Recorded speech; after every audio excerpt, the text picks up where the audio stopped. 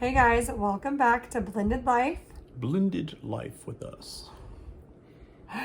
So last week we talked about a lot of things. Blending. I feel like we were kind of all over the place.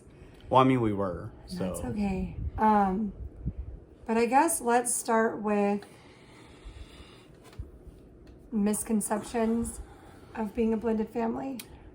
Yeah, because everybody seems to think, and I know we went over this before, that blended families are like the Brady Bunch. It's all unicorns and rainbows and butterflies.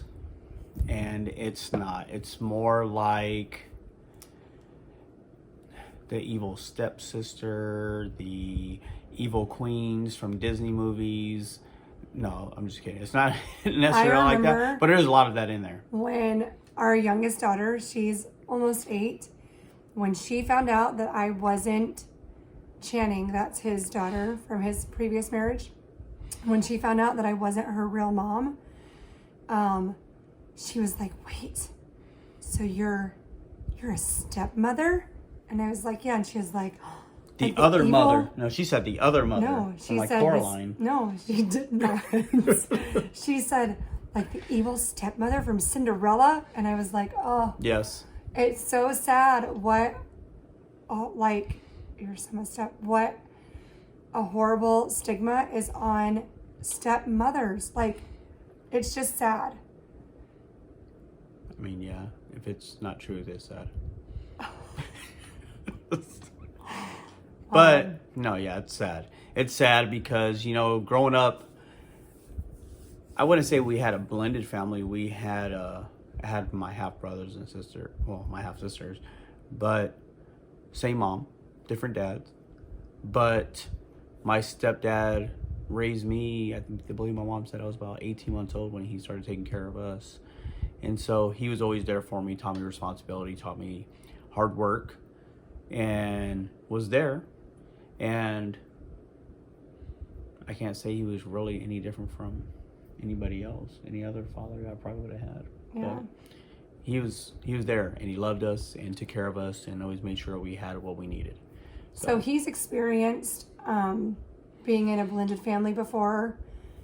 I didn't. My parents have been married since the beginning of time, basically. She was sheltered, very sheltered.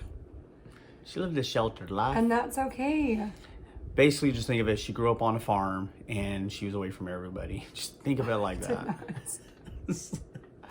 I did not. But anyways, so there's such a horrible stigma on stepmoms.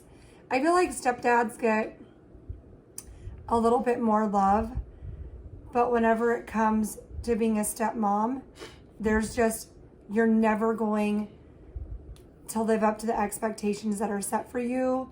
You're never going to be good enough. And that was my reality for a very long time, and it still is that I wasn't a good stepmom.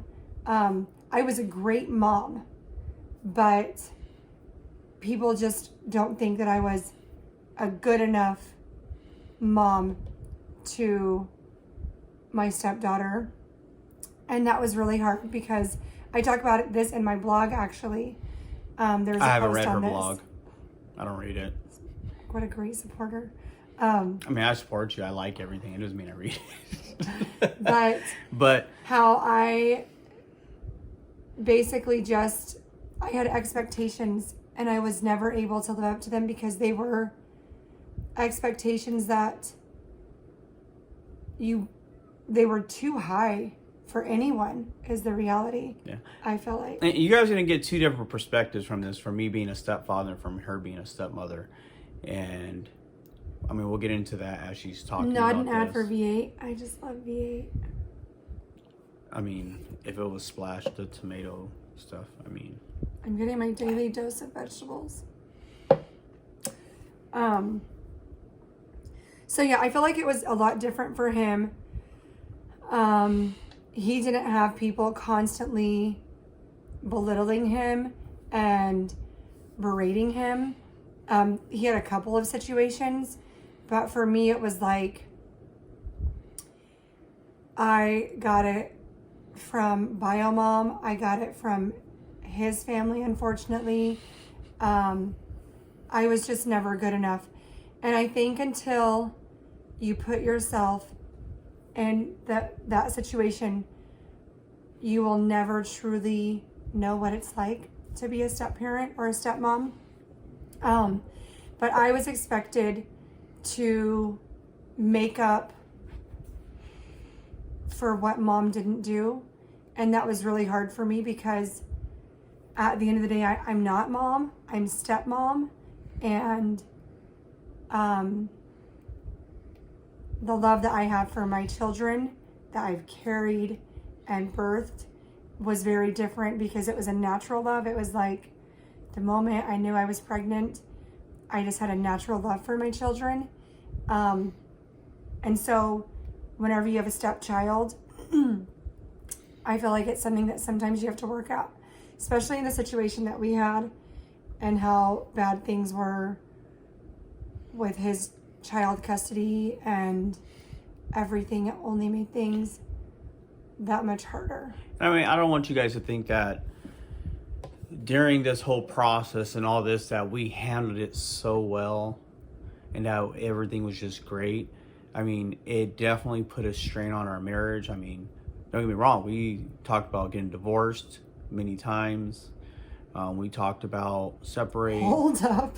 Well, I talked about getting divorced many times. Well, she did. You cried many times. I maybe cried one tear right here. Single tear. I'm just kidding. But it was mainly me. I just couldn't. It was a lot of pressure on me, and I couldn't take it. But it's put strain on me as well. I mean, we put strain on each other. I mean, it really put our marriage through the ringer, and and we had some hard times and hard moments, that cause other trials, but we decided that we need to be better, and we still together. Still together, 12 years. But I think the big thing, so back to like what things of blended families that like people misconstrue is we're not the Brady Bunch. Step parents are not the parent. They're not. No, and you have these things. We have to be allowed some grace. You have these things that, me as a stepfather, I try to be there for my two stepsons, my oldest boys. I've always considered them mine because I've been raising them since they're about 1 and 2 years old.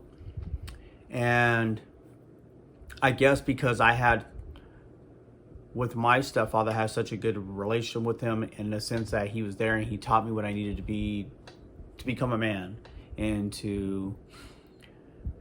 for hard work, just to be a good man in general.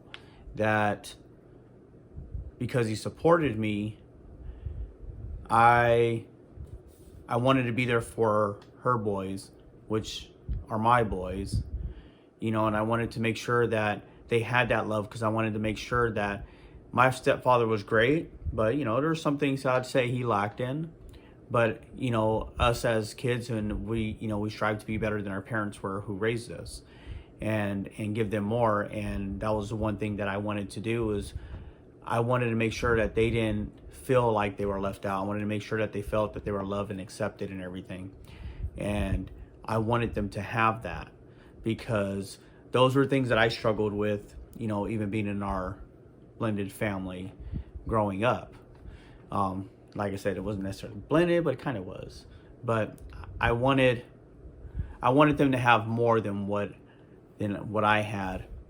And I just wanted to make sure I was a good support system for them, even though that they were not my real sons, but I consider them my real boys. And I think we both wanted that. As step parents, we wanted to have those relationships with the kids. I think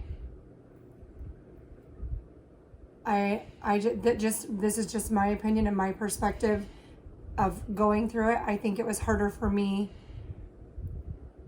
to I never got to have that relationship with Channing because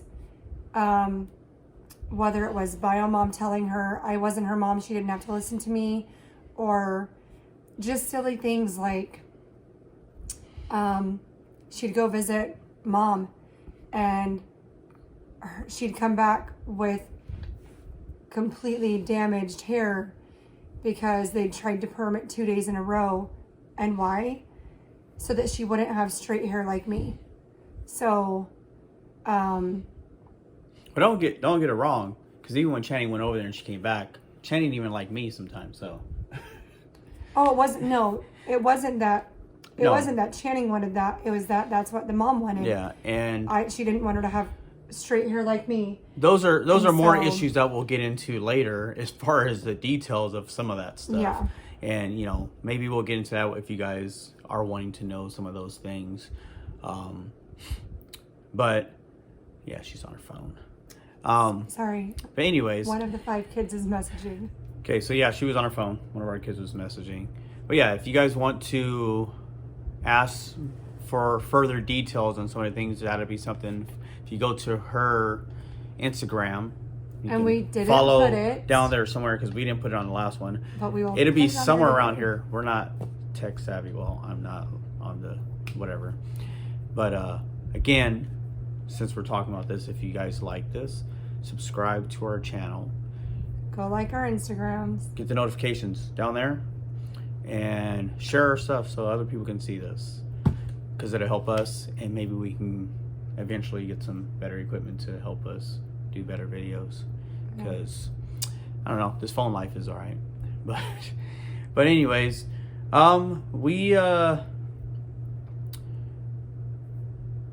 there's so much that goes into being a step parent. There's so many things that are on your mind. I know one of the things that, even trying to make sure I'm there for the boys, you feel like sometimes you're walking on eggshells. So basically, you have things, people think, oh, like she was saying, being a step parent is all sunshine, butterflies, rainbows. But there's things that step parents think about, a lot of times, things that I know I thought about, were like, hey, I want to be there for the boys, but in the back of my mind, I'm like, well, when they get older, are they going to resent me? Are they going to say, oh, you're not my dad? You wait for these moments, and they kind of eat away at you. I know one thing I did was I tried to not push the boys to call me dad. That's not one thing I did at all. I didn't want them to call me dad, because I didn't want that to be forced. If they call me dad, then they call me dad. Especially with Joseph. Joseph, I could see the restraint that he had from not wanting to be nice to me because of his dad, and the protection that he had over his mom. And so that was one thing I didn't try to test with him, and not one thing I wanted to push him to do. I think the best thing you can do as a step parent is show up for the kids. Because you're not replacing the other parent, and that's what a lot of people expected. Yeah. I feel like of me was they didn't think that her mom was a good mom. And so it was like, oh, well, then you need to be her mom. You need to take her in. And I'm just like, but I'm not her mom. I didn't want to start that war. Me just even being there started a war. So I never wanted to replace her mom, but people expected that. Yeah. So, and that's what I didn't want to do with as far as me being their stepfather, is I didn't want them to feel like I was trying to replace their dad either. I just try to be there for the kids as much as possible, whether it meant taking them to doctor's appointments, therapies, sports. I try to be there for whatever they needed. And I did that because I wanted them to know that they're loved, that we are looking out for them, and that they have us, and that we're here if they, as a support system for them, because they go through a lot of things too, and there's a lot of things going on in their head. They have so many questions, they're confused. And so even if you get divorced when your kids are really little, I learned that. So whenever my You're boys, right. they Oh, were they- like 2 or 1 and almost 3. My boys are 22 months apart. So one of them was 1 and then the other one was almost 3 whenever I got divorced. And I thought, okay, they're young enough to where this won't affect them. What do people? And What they'll be was the fine. famous thing people say? Kids are what? Kids are resilient. Yeah, resilient. Which I hate that. I It's went not to true. school for psychology, and I'm like, hey, if kids are so resilient, why do they grow up into adults that have problems and need therapy and all these things from things that happened in their childhood? But anyways, so I thought that with them being so young, it wouldn't affect them. Some and just it deal with didn't. it better than others. Well, and it didn't affect Yeah. them at that age, but as they've gotten older, there's been more questions asked. And sometimes like, oh, well, I must not have been wanted. Or I must have been a mistake, or just things like that. And so as they've gotten older, especially my 16-year-old, I can see how me and his dad not being married anymore has affected him so much more than I thought it would. And that's been hard. Yeah, and it's at this age where your fears of them saying, you're not my dad, you're not my mom, you can't tell me anything, you can't tell me what to do. You know, that's where it really comes into play as teenagers. That's where they become very vocal about things and their feelings. And sometimes they say things out of anger because they don't know what else to say. They just want you to hurt as much as they're hurting. And that's another thing that, you know, like you said, it's not all sunshine. Don't get me wrong, we have a lot of good days and we have good times and events and hanging out with family and stuff like that. But there's a lot of those times that people don't see. I mean, it's just not what you see on Facebook with all the family photos and everybody smiling and everything. Remember, some of those are forced smiles. That's just how it is in regular life anyways. Yeah. But I feel like in parenting in general, we always worry, are we doing what's right for our kids? Where did we go wrong? What did we do wrong? Like, how do we fix this?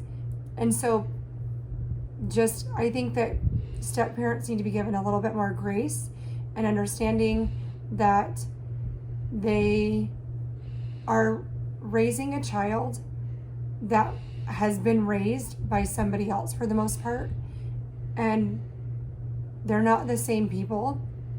And so just give them some grace in how they parent, or not even how they parent, just that they're still learning. Being a parent, we're learning as we go. Same with being a step parent. It's not just because, oh, you married this person and they have a kid, and so it's like, oh, you should know everything and you should be prepared for it. I don't think that anything. Because it really isn't a handbook. No, there's no there's not. handbook to this. So like she I said, mean, there everybody. are plenty of books on step parenting, but I remember we but watched. not really. Like in our situation, watched- there really Well, we just watched. Oh my gosh, blended. Man of the House, Man of the House. with Chevy Chase and Yeah. Jonathan Taylor Thomas. I just watched that with my 2 younger ones and Channing, and in the movie he grabs this book and he throws it. He's like, a lot of help you've been, and he throws it away, and then it shows the book and it's a step parenting book, and I'm like, yes, those books don't actually Yeah, help. because they don't actually. They don't act. It's not directed towards us. It's like the Brady Bunch. Like It's- for real. Yeah, and It's these situations are very unique. Well, yeah. And you're always like, even though we're talking about this and hopefully it gives some insight to certain things and it helps people, but even then, no matter what we talk about, your situation is always going to be different, and you're going to have to figure it out as you go. No one can tell you what to do, what's right and what's wrong. And that's one thing that we had to figure out the hard way, is that, you know, no matter what you do, you're going to feel like it's wrong. Yep. And nothing's going to be right. You just have to do what you feel is best, and you're going to have to just roll with it, and you'll start figuring it out as you go. And you're never going to be able to please everybody. No, you'll Just never like with please anything anybody. in life, you're not going to be able to please everybody. And that has taken me, like 10 years to learn. It took me 10 years to figure out that the opinions of family members didn't matter. I feel like people didn't know what I was going through or the hand I'd been dealt until they actually came into my home and they actually witnessed it, the things that were going on. And his family still has never, ever seen it. But I also think that they've taken a blind eye to it a little bit. Yeah. But I've had friends and family members who are like, holy cow, Amy, I would have left a long time ago. Not because of anything he did, but just because of all the stuff going on and the trauma and the pain that it put me through. So. I mean, like what? She's on her phone again. But, you know, all these things, you know, they'll come up many different situations. And it's about how you go about it. And sometimes you just have to take a second, walk away from the situation, take a breather, and get back into it. And just know, I mean, you're with your spouse, and you guys, and just like I tell her, you know, at the end of the day, you know, I work, I do what I got to do. And as long as I can look myself in the mirror, I can look at my family in the mirror, that's all that matters at the end of the day. Everybody else is obsolete when it comes to this. Why would you look at your family in the mirror? Oh, yeah, look at my family in the mirror. See what I put up with? It's because I look at a picture of you guys in the mirror instead of actually looking at you. Anyways. No. As long as I can look at myself in the mirror, as long as I can look them in the face and know that I'm doing right by them. I just changed it. I know. And you're still making fun of me. But that's all that matters. yeah, it's all you and your immediate family. It's you, your spouse, and your kids, and that's really all that matters. You go home to them at the end of the day, and this is what I live by. I go to them home to them at the end of the day. You know, I've made mistakes. I've gone through my own trials, gone through many things, but if I can come home and look them in the face and know that I'm doing right by them and that, you know, I'm doing the best I can, then that's all that matters. Because, you know, life is full of mistakes, and all we can do is try to be the best we can be. So anyways, that is it for today. Next week we will talk about a different topic, and also go to my Instagram. I have a thing on there where you can put in a question that you have, and we'll be answering questions. Yeah, and if you can hear the whispering in the background, that's our 16-year-old. He just got home. And I'm not sure if he wants to show his face before we get off the camera. But come say hi. Who is it? It's YouTube. It's YouTube. And he has black fingernails. Oh my goodness. Okay, say hi. All right, 16-year-old. This is my beautiful son. Yeah. Again, beautiful. He's gorgeous. He's clearly going through some things, and that's okay. She's really going through some things. All right, bye guys. Thanks for tuning in.